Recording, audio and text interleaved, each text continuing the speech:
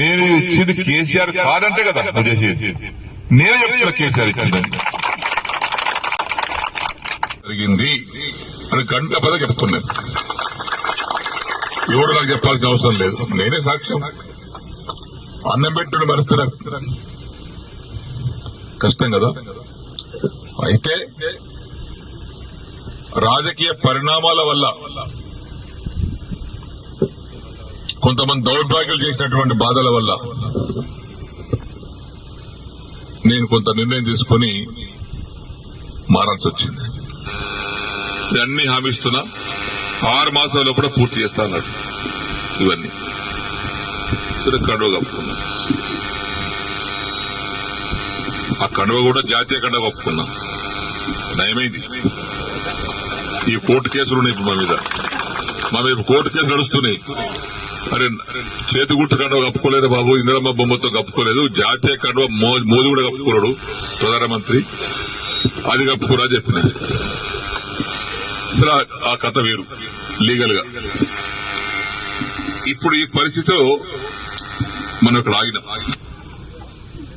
దానికి కొంతమంది రకరకాలుగా మాట్లాడుతాం. తర్వాత మొన్న నవంబర్ 7 తారీఖు నాడు సీఎం గారింటికి మీటింగ్ అయితే పోయినా.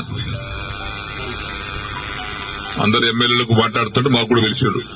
అది ఫిరాయింపుదారుల ఎమ్మెల్యే మీటింగ్ పెడితే అందరు పోయినాం. మీటింగ్ అయినాక విడివిడిగా మాట్లాడిపోయినాం. పొంగులేటి శ్రీనివాస్ రెడ్డి కూర్చున్నాడు, బట్టివి కూర్చున్నాడు ఆయన పొలిటికల్ ఆ ఛాంబర్లో. నేను పోయి శ్రీనివాస్ రెడ్డి రేవంత్ రెడ్డి గారు లేచాడు, కూర్చోసేనని అన్నాడు. ఒకటి అడిగితే సమాధానం చెప్పినా కూర్చుంటా అన్నా. ఏందన్నాడు, నేను నీకు 21 జూన్ నాడు నాకు కండువ కప్పిన రోజు నాకేమైనా పైసలు ఇచ్చినావా, నన్ను ఏమైనా కొన్నావా, కట్లట్టు వచ్చినా కొన్నావా చెప్పు, నాకేమైనా ఇద్దరు అందరు ఉన్నారు, నన్ను ఏమన్నా నా ఎమ్మెల్యే షిప్ కొన్నావా, నన్ను కొన్నావా చెప్పు, నేను అమ్ముడు పోయినా నీకని చెప్పినా. లేదు, పోలేదు, ఇయ్యలేదు. నేను దేనికోసం వచ్చినా, ఈ సమస్యల కోసం వచ్చిన. ఏమైనా అయిందా, ఏం కాలేదా, ఏమైంది, 100 కోట్లు హెచ్డిఎఫ్ ఉంటే 30 కోట్లు ఇచ్చారు. తర్వాత బంద్. జగన్ 70 కోట్లు డబుల్ బెడ్రూమ్ ఉంటే 20 కోట్లు ఇచ్చి, 25 కోట్లు ఇచ్చి, 45 కోట్లు ఇవ్వాలి. బంద్. పనులన్నీ పేమెంట్ లేక ఆగిపోతున్నాయి. ఆ కాంట్రాక్ట్ పని చేయమంటే పేమెంట్ ఇవ్వమని అంటున్నాడు. దవాఖాన బాన్సుడు బంద్ అయింది, కోర్టు బంద్ అయింది.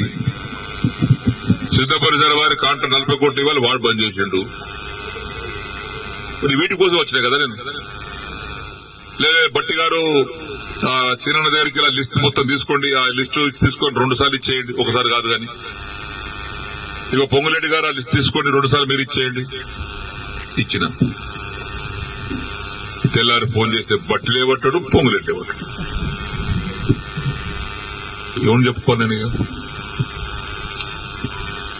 మళ్ళీ అసెంబ్లీ జరుగుతుంది. జనవరి 4 తారీఖు నాడు ఆ ఛాంబర్ తీసుకుపోయి లోపల తీసుకుపోయి, మీరు చెప్పారు కానీ బట్టి ఇవ్వలేదు, పొంగులేటి ఇవ్వలేదు, నాకు రూపాయి ఇవ్వలేదు. రూపాయి ఇవ్వలేదా, ఇవ్వలేదు. వేమ నరేందర్ రెడ్డి గారు బయట పిల్లలను పిలిచాడు. వేమన్నా సీనన్న బాధపడుతున్నాడు, అది ఇంకా పేమెంట్ కాలేదట, నువ్వన్నా మార్చిలో కూడా 3 విడతలు ఇప్పి. సరే సరే ఆయన తీసుకుని ఆయన వెళ్ళిపోయాడు. తెల్లారి వేమ నరేందర్ ఫోన్ చేస్తే ఆయన లేపడు. 50 సార్లు చేసిన, ఒకసారి కాదు 50 సార్లు లేపడు. మళ్ళా మొన్న మార్చిలో అసెంబ్లీలో జరుగుతుంటే మళ్ళా పోయారు ఛాంబర్. మన అసెంబ్లీలో కూర్చున్న సీటు డబుల్ ఉంటుంది. అయింది చెప్పిన ఏది కాలేదండి.